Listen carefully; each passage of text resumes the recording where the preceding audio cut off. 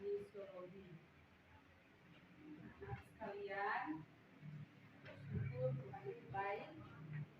Saudara bisa masuk lagi di kelas semua karena anugerah Tuhan.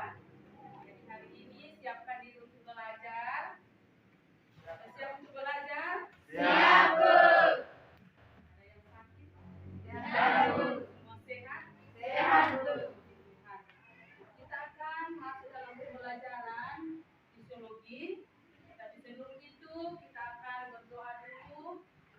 Pimpin satu lagu, kemudian berdoa. Minta satu orang pimpin nyanyi, pimpin doa. Silahkan. Silahkan Mexi.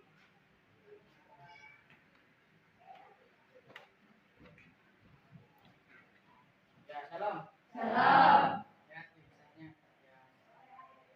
saatnya kita akan masuk dalam proses belajar mengajar kita. Namun sebelum itu saya mengambil satu pujian yang mengatakan terima kasih Tuhan. Satu, dua, tiga. Terima kasih Tuhan untuk kasih setiamu yang Ku alami dalam hidupku. Terima kasih Yesus untuk kebaikan-Mu sepanjang hidupku. Terima kasih Yesusku buat anugerah yang Kau beri setiap hari ini. Tuhan adakan syukur bagi. Ya, kita satu dalam doa, kita berdoa. Segala puji syukur kami menjadikan kehadiran-Mu Tuhan, yang dari cinta kasih Tuhan yang tanam dalam kehidupan kami, di mana kami akan memulai proses belajar mengajar kami pada pagi yang indah ini Tuhan, dan yang memberkati kami, berikanlah kami hati yang siap untuk menerima materi-materi yang diberikan Ibu kepada kami Tuhan. Berkatilah juga guru kami yang akan mengajar kami pada pagi hari ini, dan yang memberkati supaya guru kami dapat mengajar kami dengan baik sesuai dengan seluruh kehendak Bapa di surga. Dan kelanjutan akan proses belajar mengajar kami tetap serahkan dalam tangan pengasihan-Mu.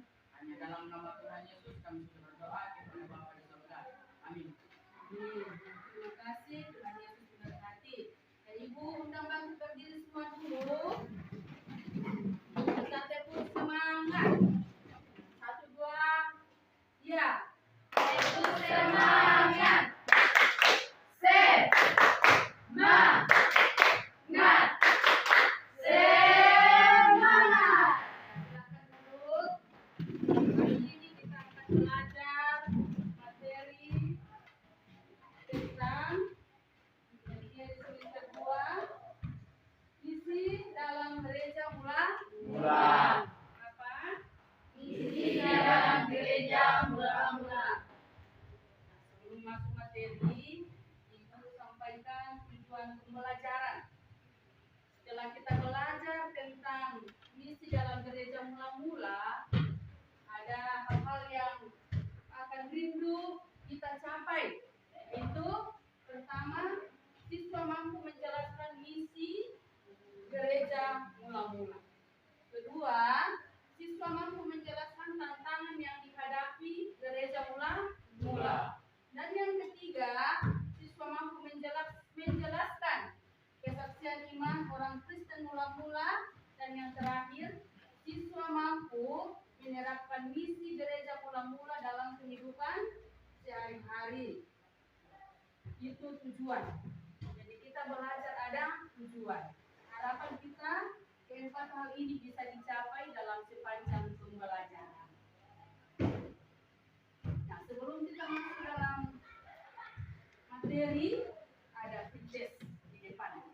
Ada 3 soal yang ibu akan ajukan dan yang bisa langsung berdiri dan jawab ya. Yang berhubungan dengan gereja mula-mula. Isi dalam gereja mula-mula. Soal pertama, pada peristiwa apakah gereja mula-mula berdiri? Ada yang bisa langsung jawab. Peristiwa mana? Coba ingat. Gereja mula-mula ada di Kisah Rasul. Peristiwa apa itu yang terjadi?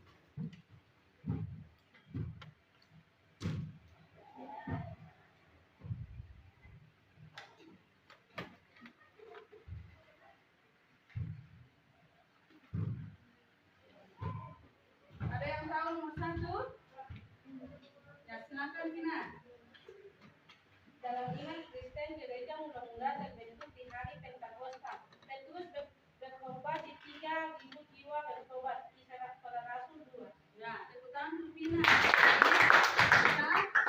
Pada saat orang Yahudi merayakan hari Pentakosta, pada saat turunnya Roh Kudus, maka disitulah Petrus berkhotbah dan 3.000 jiwa bertobat. Di situ mulai berdiri gereja mula-mula. Kedua, apakah misi gereja mula-mula? Apa misi gereja mula-mula itu?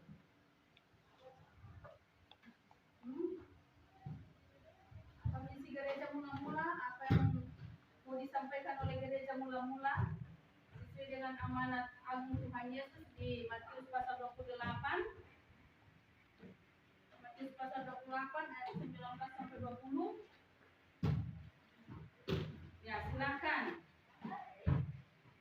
Yanti. Pelayanan misi dikerjakan oleh banyak denominasi gereja. Hal ini menunjukkan bahwa misi merupakan pelayanan yang Tuhan terapkan dalam mengatur gereja sehingga walaupun ada berbagai macam denominasi dan aliran dalam gereja, mereka memiliki hal yang sama, yakni kesadaran dalam melayani Tuhan. Matius 28 ayat 1. Kesadaran untuk melayani misi Tuhan, yaitu memberitakan Injil keselamatan, mengabarkan Yesus sebagai Tuhan dan Juru Selamat. Terima kasih Julianti. Yang pertanyaan terakhir, siapakah nama rasul yang berkhotbah pada saat gereja mula-mula berdiri dan berapa jiwa yang bertobat? Ayo, ya silakan. Nama rasul yang berkhotbah pada saat itu adalah Petrus dan 30.000 jiwa yang bertobat. Nah, tepuk tangan dulu. Siapa yang bertobat? Petrus. Berapa yang bertobat? 3.000 Berapa jiwa yang bertobat? 3.000 jiwa. Berapa? 3.000 jiwa. Berapa jiwa? 3.000 jiwa. 3.000 jiwa yang bertobat. Siapa yang berkhotbah? Petrus. Kuasa apa yang dipakai oleh Petrus? Kuasa Kuasa Roh Kudus. Nah, itu tes awal untuk kita. Misi gereja mula-mula. Gereja mula-mula merupakan model bagi pelayanan misi gereja zaman sekarang. Gereja mula-mula terbentuk di hari Pentakosta saat Roh Kudus turun. Petrus berkhotbah dan 3.000 jiwa dibawa kepada Tuhan. Nah, setelah hari Pentakosta itu, setelah hari turunnya Roh Kudus itu, maka jemaat atau gereja mula-mula terus bertumbuh dan berkembang, baik di Yerusalem maupun di daerah-daerah sekitarnya. Dan dari surat-surat Paulus, kisah para rasul, surat Petrus, kita bisa membaca bagaimana perkembangan jemaat mula bertumbuh dan berkembang. Dari gereja mula-mula yang bertumbuh dan berkembang inilah disebut dengan gereja perdana atau gereja mula-mula. Apa misi gereja mula-mula? Perhatikan baik-baik. Apa misinya? Yaitu melakukan amanat agung Yesus Kristus yang terdapat di dalam Matius pasal yang 28 ayatnya ke-19 sampai 20. Pergilah, jadikanlah semua bangsa muridku dan baptislah mereka dalam nama Bapa, Anak dan Roh Kudus, dan ketahuilah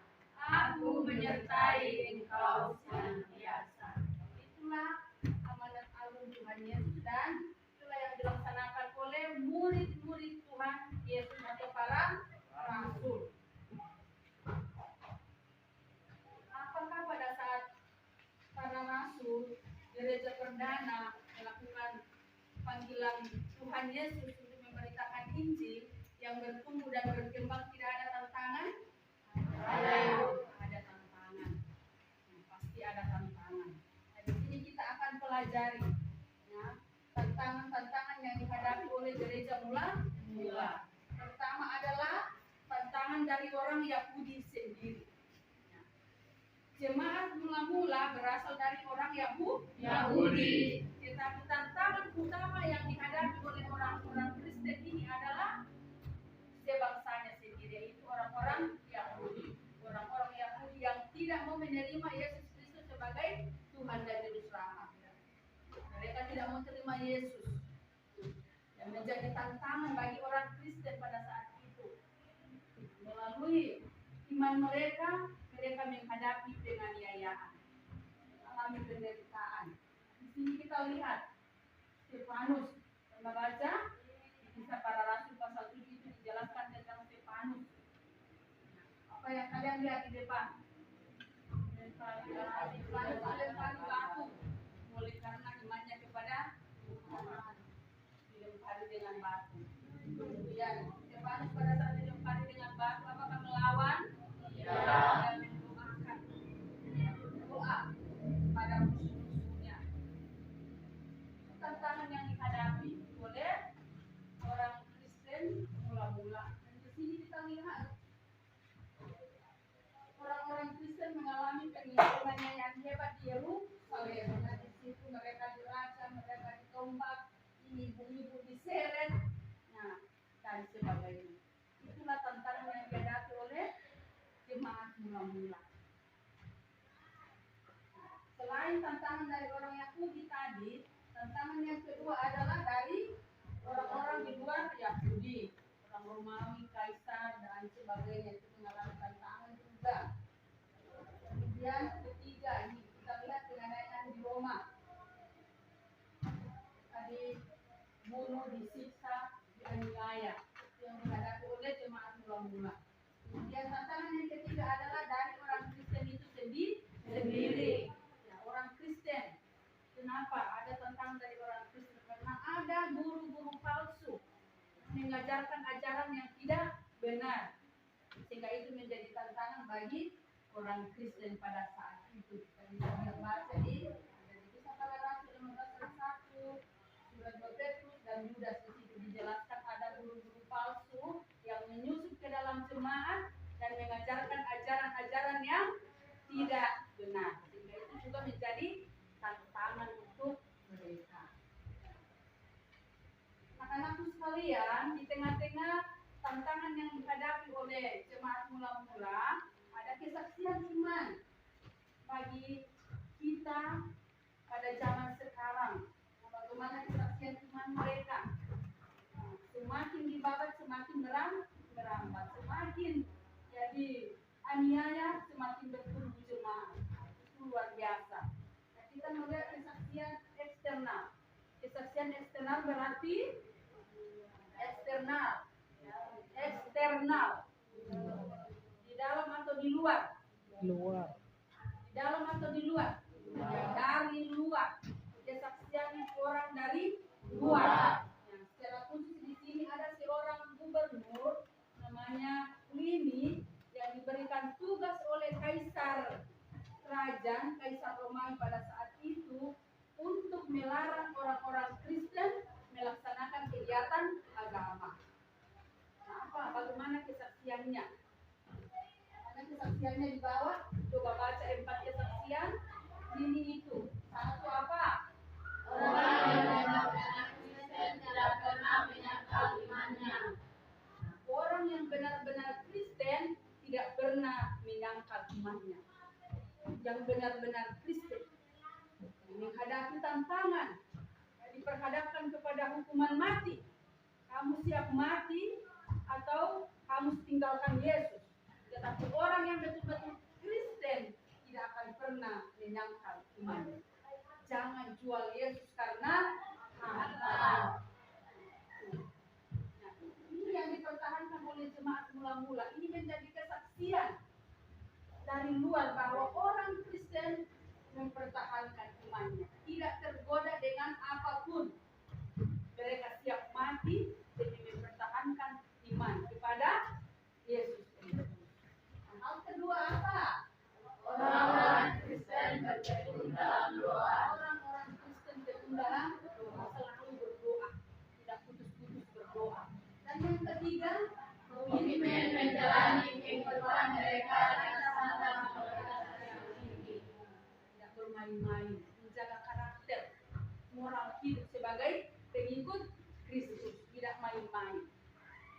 dan melakukan hal-hal yang tidak terpuji. Kemudian yang terakhir, selalu berada dan amat saling mengasihi satu dengan lain, saling berbagi dan saling mengasihi. Itulah kehidupan orang Kristen yang dilihat oleh Gubernur Pliny dilaporkan kepada Kaisar. Itu luar biasa kesaksiannya. Dan kesaksian internal atau kesaksian di dalam orang Kristen sendiri, kalau kita baca di dalam Kisah Para Rasul pasal 2 ayat 41 sampai 47, cara hidup jemaat mula-mula. Bagaimana cara hidup jemaat mula-mula? Setiap hari mereka berkumpul, belajar firman Tuhan.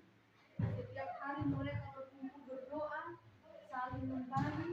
Ada yang menjual harta benda, dibagikan kepada orang-orang yang membutuhkan. Dan kalau kita baca di Kisah Para Rasul itu, mereka disukai oleh semua orang. Itu kesaksian hidup gereja mula-mula atau jemaat mula. Bagaimana dengan kehidupan kita gereja masa kini? Apa yang kita perlu pelajari dari gereja mula-mula? Apa yang kita perlu pelajari? Kalau gereja masa kini dan gereja masa dulu, gereja mula-mula pasti berbeda tentang berbeda waktu juga. Tetapi ada prinsip yang perlu kita pegang.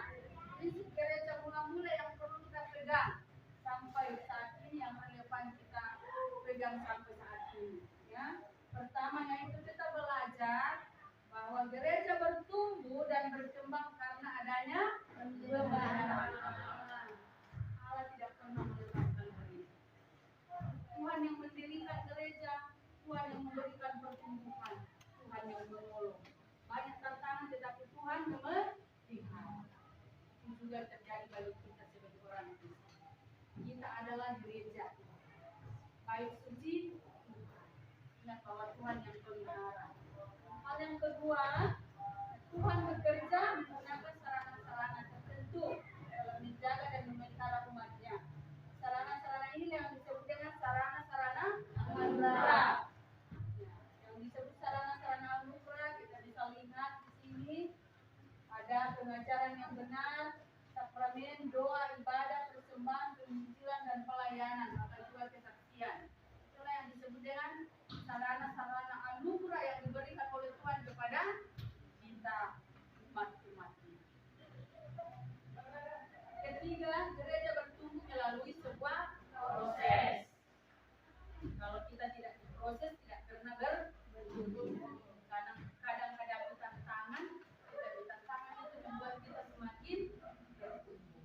Mengikuti Yesus itu mudah, tetapi kita harus siap menghadapi tantangan diberikan supaya kita apa?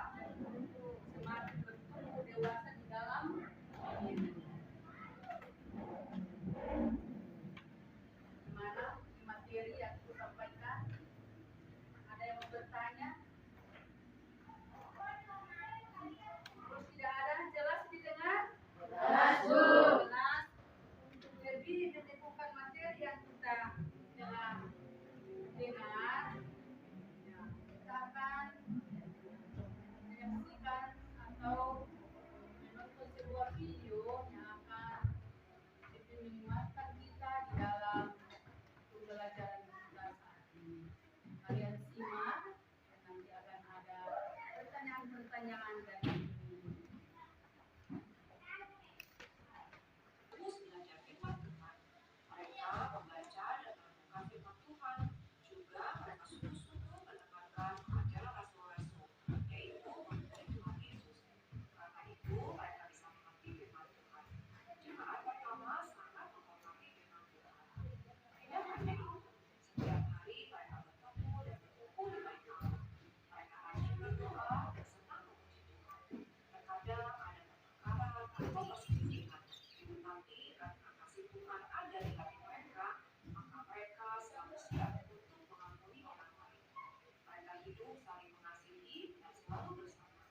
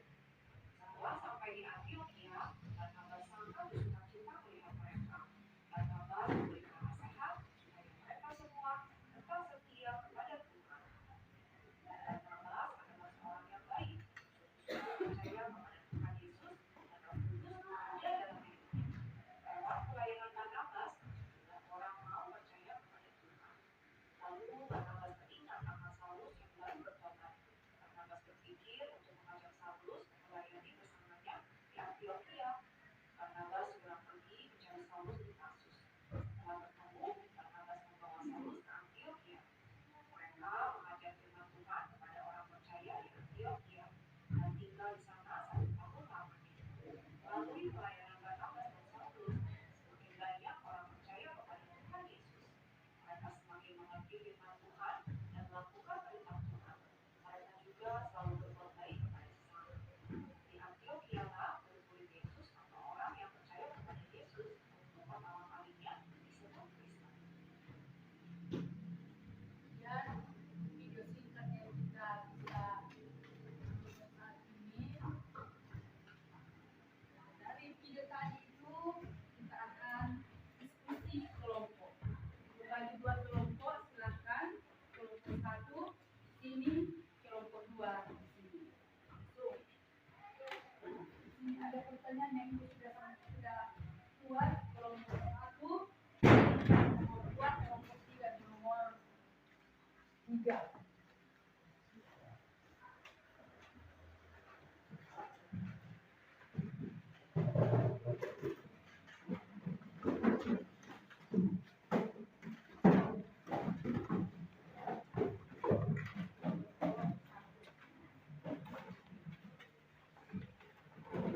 Pertanyaan ke satu dijawab sama-sama.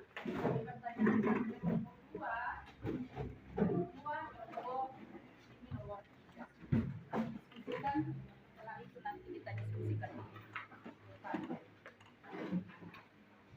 Jadi satu orang ketuanya akan mewakili teman-temannya untuk menyampaikan jawabannya masing-masing. Silakan ya. Kita hanya kasih waktu 3 menit. Sudah selesai. Banyak cepat bergerak. Ya, 3 menit ya. Dengan video yang kita nonton tadi, ada pertanyaan di situ. Kalian jawab. Jadi, hanya 3 menit. Jawab 3 menit. Kelompok. Diskusi.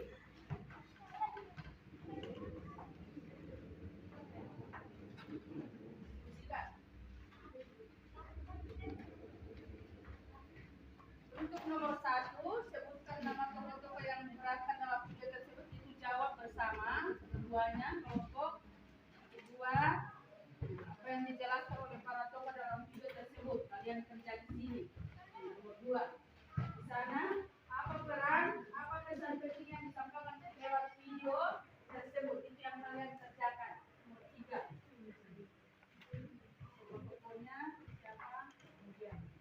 Silakan ya. 3 menit saja ya. Ya Bu, 3 menit.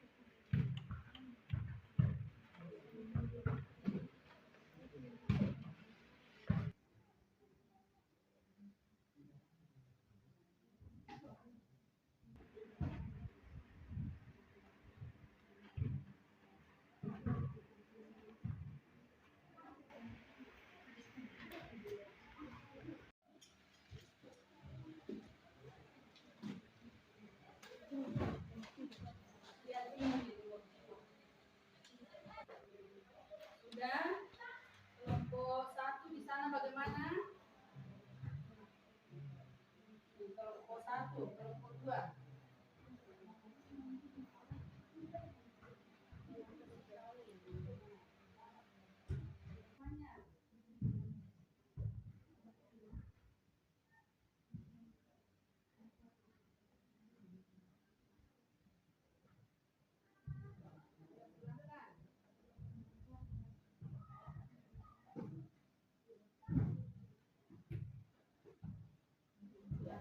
Shalom. Akan menjawab pertanyaannya diberikan ke Ibu Guru tentang sebutkan nama tokoh-tokoh yang diperankan dalam video tersebut, dan nomor 2 apa yang dijelaskan oleh para tokoh dalam video tersebut. Nomor 1, sebutkan nama tokoh-tokoh yang diperankan dalam video tersebut. Yang pertama Barnabas, yang kedua Saulus, yang ketiga Petrus. Nomor 2 apa yang dijelaskan oleh para tokoh dan video tersebut. Kita harus melayani meskipun banyak rintangan dan cobaan yang kita alami. Tepuk tangan. Silakan kelompok dua. Siapa yang mewakili kelompoknya? Silakan langsung berdiri di tempat. Video oleh Rakel. Shalom. Ya, terima kasih atas kesempatan yang diberikan kepada kami kelompok dua untuk mempresentasikan hasil kerja. Soalnya apa pesan penting yang disampaikan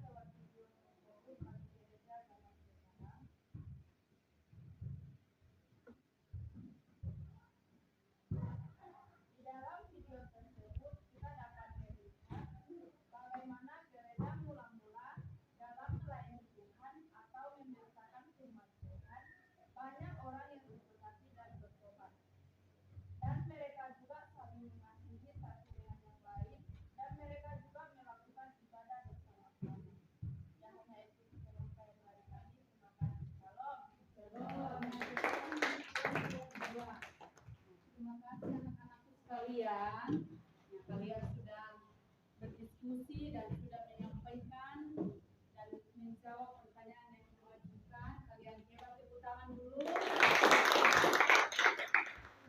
Bukti dari video yang kita nonton tadi, di mana gereja mula-mula memberikan pelajaran bagi kita bahwa di dalam menjalani kehidupan sebagai orang Kristen harus siap untuk memberitakan Injil. Dan dalam memberitakan Injil itu kita pasti menghadapi tantangan. Contoh di dalam video diterangkan tentang para rasul, ya, murid-murid Tuhan Yesus atau jemaat mula-mula. Bagaimana perasaan kalian pada saat menonton video dan bisa mendiskusikan dan bisa menyampaikan pendapat kalian? Bagaimana perasaannya? Dalam pembelajaran tadi tentang misi dalam gereja mula-mula, apakah anak-anak bisa menyimak dan ada apa sesuatu yang akan dibawa pulang ke rumah? Bagaimana perasaan kalian belajar hari ini? Senang ya, puji Tuhan. Nah, untuk akhir pembelajaran kita akan menyimpulkan materi bersama. Materi kita simpulkan bahwa misi dalam gereja mula-mula dilaksanakan sesuai dengan amanat agung Tuhan Yesus. Kemudian gereja pasti menghadapi tantangan. Tetapi tantangan kita harus bekerja bahwa Tuhan tetap ada dan memelihara, menolong gerejanya. Tuhan bekerja menggunakan sarana-sarana tertentu dalam memelihara gerejanya. Kemudian Tuhan mengerjakan pertumbuhan gereja melalui proses. Dan dalam pelayanan misi Tuhan bekerja sesuai dengan waktu Tuhan. Nah, sebagai anak didik, apa yang perlu kita lakukan? Kita harus menjadi pemberita-pemberita Injil lewat kesaksian hidup yang berkenan di hadapan Tuhan. Di lingkungan sekolah, di lingkungan keluarga, di lingkungan masyarakat, atau di mana saja kita berada, kita harus menjadi saksi-saksi iman di dalam perilaku kita. Kemudian kita juga harus rajin dalam persekutuan dan tetap mau dididik, diajar, dididik, diarahkan melalui kebenaran firman Tuhan, dan jangan lupa selalu berdoa.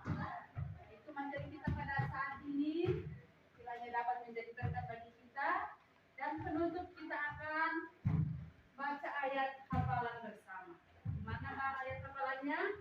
Mazmur 96 ayat 1 sampai 3. 1, 2, 3.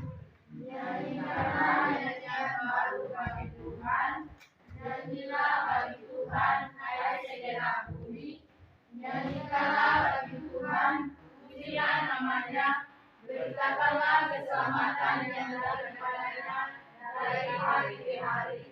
Ceritakanlah kemuliaannya di antara bangsa-bangsa dan perbuatan-perbuatan yang ajaib di antara segala suku bangsa. Ada yang hafal? Ya, nanti dihafal ayat hafalan ini minggu depan akan satu-satu dengan hafal ayat hafalannya. Dan ingat ya, ayat hafalan Mazmur 96 ayat 1 sampai 3. Itu ayat hafalan kita berhubungan dengan materi misi dalam gereja mula-mula. Nah, demikian pertemuan kita pagi ini anak-anak sekalian, dan minggu depan kita akan masuk materi misi dalam pelayanan para rasul. Persiapkan diri kita untuk minggu depan belajar misi dalam pelayanan para rasul. Demikian pembelajaran kita hari ini. Semoga anak-anak pulang dengan penuh semangat membawa pelajaran yang telah dipelajari. Untuk menutup kegiatan kita, minta satu orang memimpin kita dalam menyanyi satu pujian dan doa langsung. Silakan.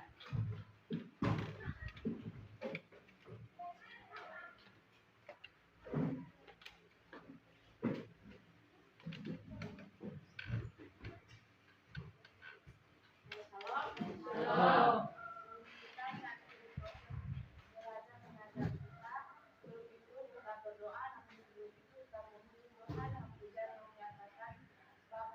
Engkau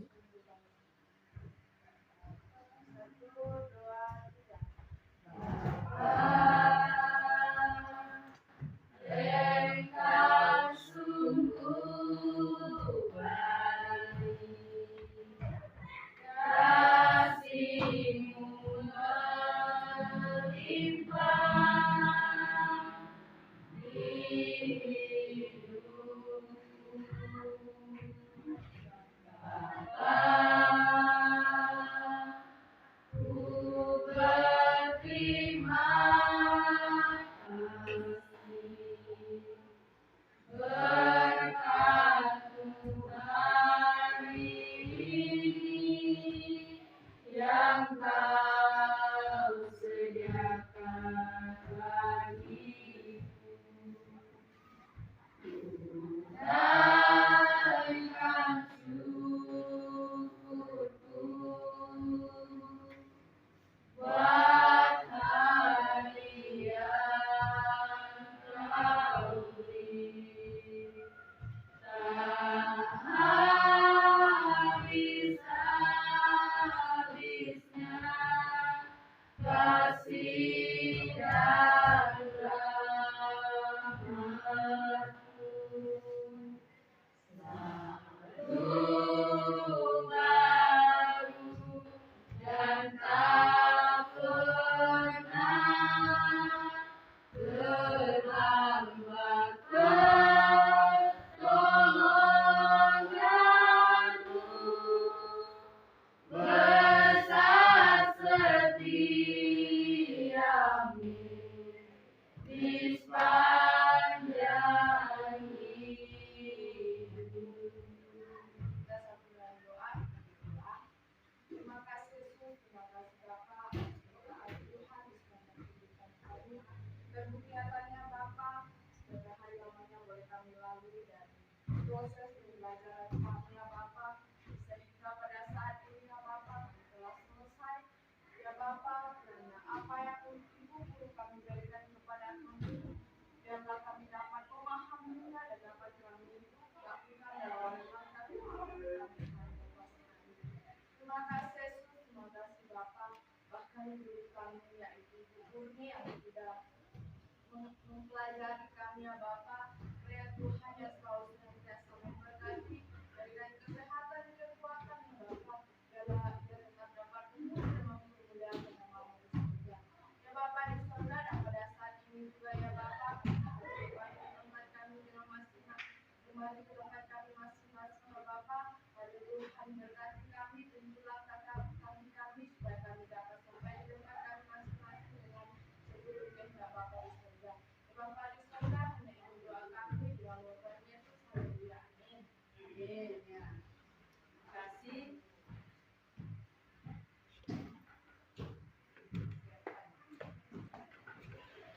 Gereja. Jemput Pepe.